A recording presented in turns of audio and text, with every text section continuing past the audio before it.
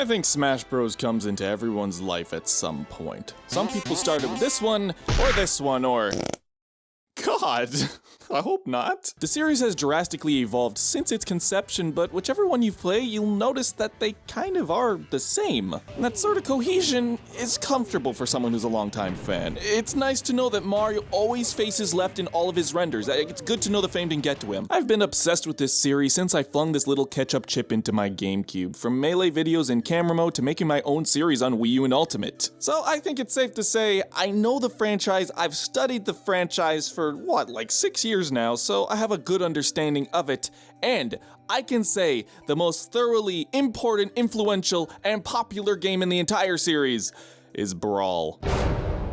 To me, Brawl as a full package was just the better experience. That doesn't mean Melee or 64 or... I forgot your name, sorry. That doesn't mean that they were weaker games or anything, or that the gameplay was bad and Brawl's was better. It just means I think Brawl had the overall better experience, but it had glaring issues that you just can't ignore. I spent the last decade hearing about how this game was horrible. It's no exaggeration to say that it was the butt of all jokes, and back then, if you even suggested that this game was good, people would stop everything they're doing just to tell you you're wrong. It is so funny, people get more concerned about this than the polar ice caps melting or the rainforest burning. Two things Sonic 3 predicted, might I remind you. I think Brawl is a huge transitional point in the Smash Bros. Series, but the only way we can quantify that is we go back where it all started.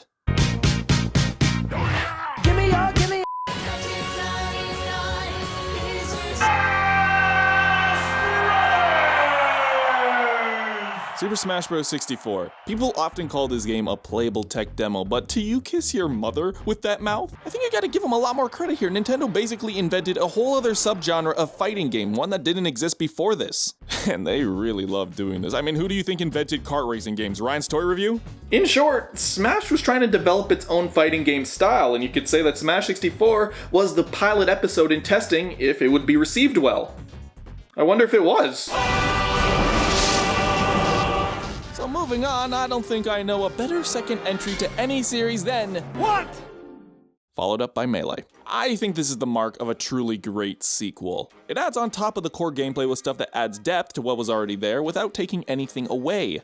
Here they added a snazzy additional special move, multiple throws, and spot dodging to name a few things. Oh, and accidentally it became an amazing fighting game, whatever. These two games I'd define as the building blocks for what they wanted Smash Bros. To be, but it still sort of fell short of the vision they had for the entire game. I guess that's the video then. Wait, hold on, I have to actually explain why I think this is the... Man...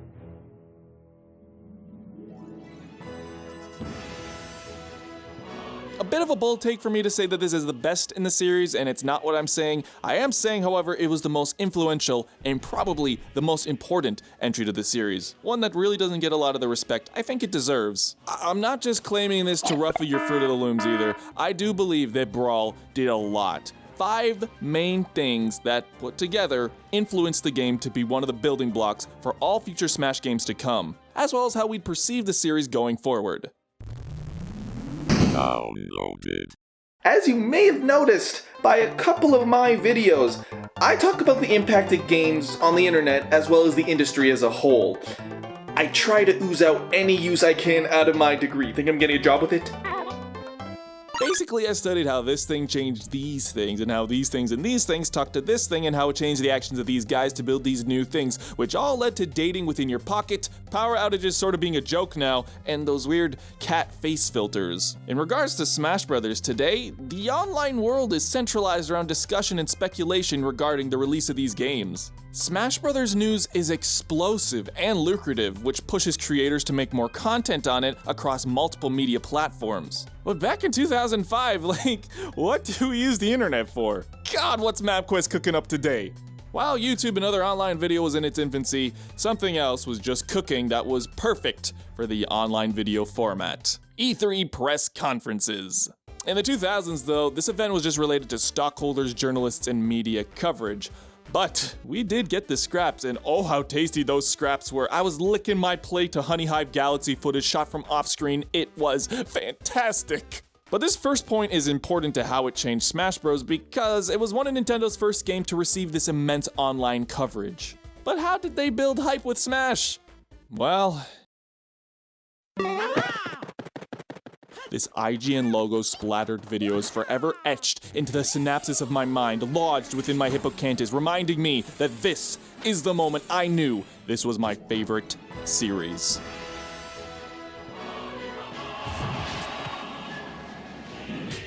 Nowadays we have Nintendo media channels. Back in the day it was re-uploaded by many news sites, but I think it gave Nintendo an idea. It gave them the idea that that's a walk-in advertisement. Like the Little Caesars flipping the arrow type shit. This trailer knew exactly what it was doing. All 4 of Nintendo's main characters, Mario, Link, Pikachu, and Kirby. I guess. All of them transforming into their high-definition models. And I know I rail on Brawl's art style, but holy shit. I don't think Next Gen slapped me in the face harder, literally launching me across the room. Continue? Just in an instant. We went from drunk on the beach to filing your taxes. Why is his head so skinny here and so fat here? I had so many questions. The trailer triumphantly opens with a flurry of instruments, the opera vocals calling out you, defining this Smash Bros. Game as more than Nintendo characters fighting, but a crossover event for all history. This was one of the only times back then we had characters appear in cinematics interacting in this way with one another. So you can only imagine how much I peed my pants when I saw this. So number 2, Nintendo finally realized they had something truly special here. And they milked it. 2006 me shat himself when he saw Mario grab the Smash Ball and power up. In 2006, Mario was either this, but never this. Super Saiyan Mario, huh? Let the bodies hit the...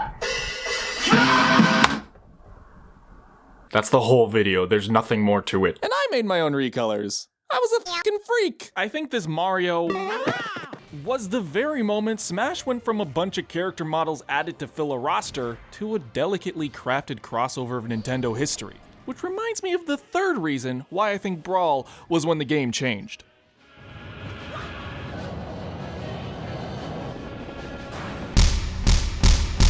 That's right, Newcomer! The hype behind, like when the Newcomers. Why did Brawl make this a big deal? Well, many people's first Smash Bros. Games were Melee and 64, but there weren't any announcements of new characters. You just flung this thing into your GameCube and whoop-de-doo, you saw the screen and had a panic attack.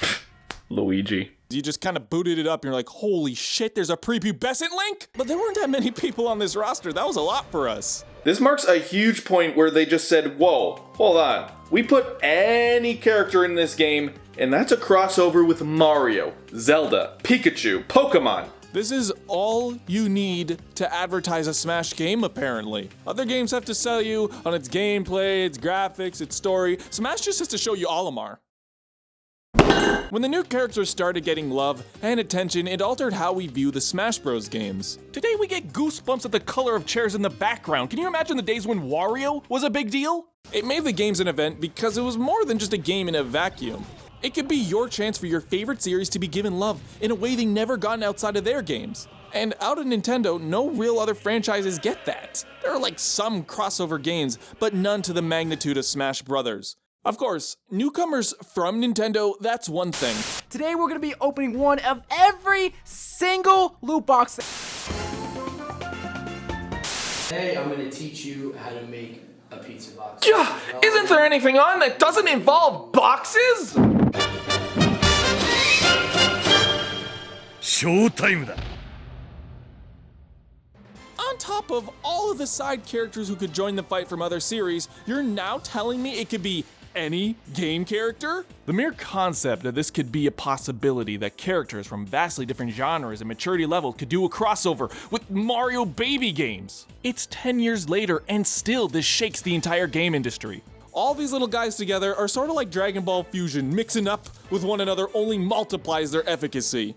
And all of this is highlighted in a place where Smash Bros. Could finally shine. Yeah, baby, yeah!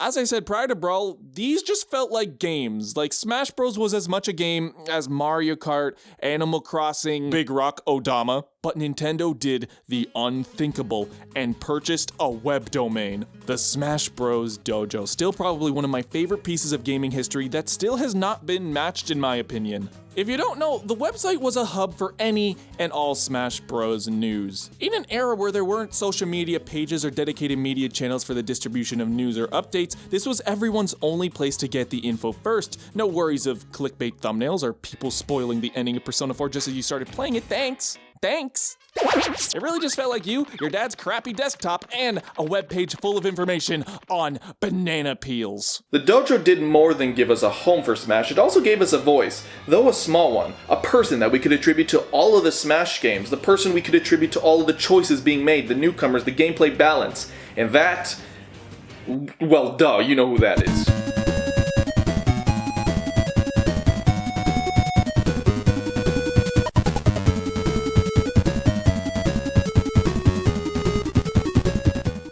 The man just doesn't age. Sakurai was pretty cool because he updated the dojo daily while working on a full-ass game in multiple languages. His charm, care, and tone within the language he used in these posts really gave him a personality. It just didn't feel like a PR team, it really felt like a guy who really cared about footstooling. I would just obsess, dream about the next characters that would appear. It would be the last week before Christmas break. I'd get out of bed, brush my teeth, trudge through my tiredness to the computer, sit down, open it to see fucking co-op event! But there was one final thing Smash did to truly set it apart from any of the other entries.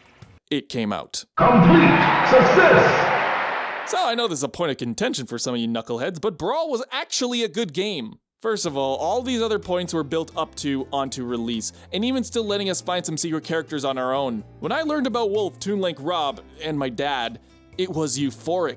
This roster was similar to how I feel about Ultimate's roster now, in that it was just ridiculous the characters we got. I mean, Sonic the Hedgehog. That was the happiest day of 2007 for me. Elephant in the room. Brawl is probably the weakest out of all of the games in terms of core gameplay. And that is probably the biggest problem with saying it's the most important game in the series, because out of all of them, it seems to be the least polished in terms of how you actually pick up your character and beat up the other characters. Okay, was it a good traditional fighting game? No. But was it a serviceable single-player and multiplayer experience that provided fun for experienced and novice players alike? Alright, where's the answer? It's yes. It's yes. Now that we can see the full transformation of all the Smash games, it's clear that Brawl was kind of the concept they were always going for. I don't think they saw how good Melee players were and changed it to spite them. Rather, people getting so good within Melee's mechanics made them realize that the rushed production led to a mechanically strict game, and something that didn't necessarily align with the core values of why they make Smash Bros. So they made Brawl slower, clunkier, and chock full of that Nintendo randomness. Now, I may be defending Brawl, but do I think this is the right way to go about designing for beginners? Absolutely not, but I understand that they were so focused on the macro experience of Brawl. They had the story mode, they had all these characters, plus so many new additional modes. It's not unreasonable to assume that they put more focus on that stuff instead of core gameplay balance. And it shows. God, when Bandai Namco started helping with core engine stuff, you can just see so many improvements. For example, the computers in Brawl are idiots. They just go after the player character and just do stupid shit to get you. But to me, Brawl was a charming and fun game. I kind of understand being the awkward middle sibling that has bad motor control that's funny ironically. And I do not think it's any coincidence that Wii U, 3DS, and Ultimate possess a lot of Brawl's DNA. Altogether though, this trade-off proved to be successful for Brawl. It allowed for the wider player base of the Wii to eat these copies up and make it a bestseller. I still know people my age who look back on this game extremely fondly as the Smash they played the most of. It's just too bad. The online was just as interactive as Hungry Hungry Hippos. The point of this video is, while Brawl's legacy may be tainted by some of its less desirable traits, What it brought to Nintendo and us Nintendo fans, as well as gaming fans in the whole world, was a crossover event that can't be matched by anything else. And we would not have had crazy announcements in Ultimate had it not been for Brawl's first steps. So Brawl, it had to die so Smash Bros could live. That's how we're ending it. Can we just say, like, shoutouts to Kat for staying here this entire time? Like, dude. Hello, welcome to the end card. Thank you for watching all the way to the end. That means a lot to me, and I hope you enjoyed this video on Brawl. I was toying with the idea of reviewing the whole game, but how many reviews have you seen of Brawl? Like, I wanted to bring what I could bring to it and really explain why I think this game was impactful and important, on top of it being a fun game, because I thoroughly enjoyed Brawl, maybe even played it the most out of all the games, and there's so many other angles I could have taken with this video, but I chose to stick at this. Thank you to all of my patrons for supporting me. You are able to make these videos possible, as well as the Know Your Move series that is directly what pledging gets you, and as well as a few other perks, a Discord chat. We have fun. So thank you to the patrons. You guys mean the world to me, and all of you as well. You know, I'm not holding a gun to you saying you have to pledge. I'm thankful you watch to the end, comment, and are a part of the community. Take it easy, everyone, and I will see you on the flip side.